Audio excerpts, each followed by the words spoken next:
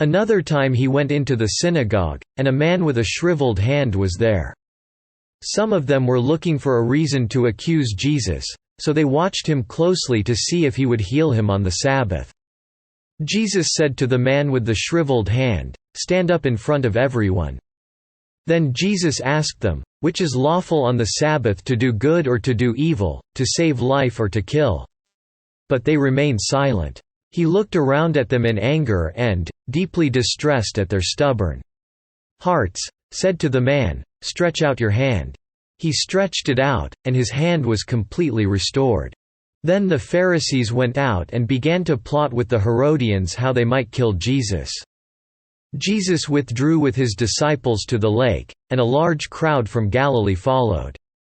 When they heard all he was doing, many people came to him from Judea, Jerusalem, Idumea, and the regions across the Jordan and around Tyre and Sidon.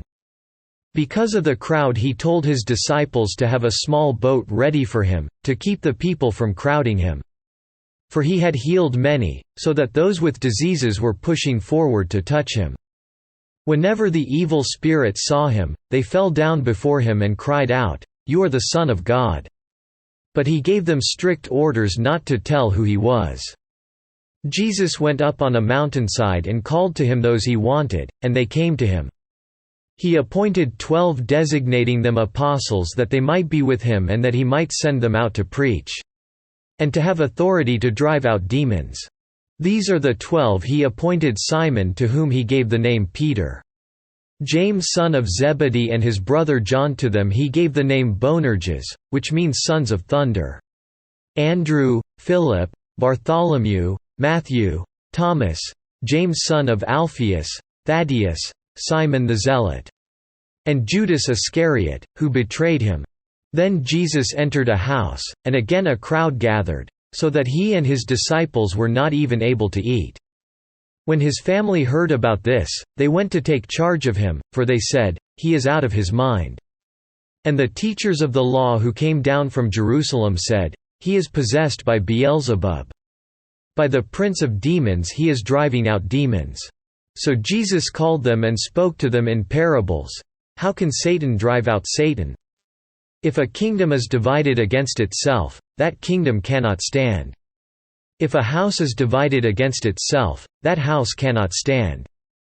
And if Satan opposes himself and is divided, he cannot stand; his end has come. In fact, no one can enter a strong man's house and carry off his possessions unless he first ties up the strong man. Then he can rob his house. I tell you the truth, all the sins and blasphemies of men will be forgiven them. But whoever blasphemes against the Holy Spirit will never be forgiven; he is guilty of an eternal sin." He said this because they were saying, "He has an evil spirit." Then Jesus' mother and brothers arrived.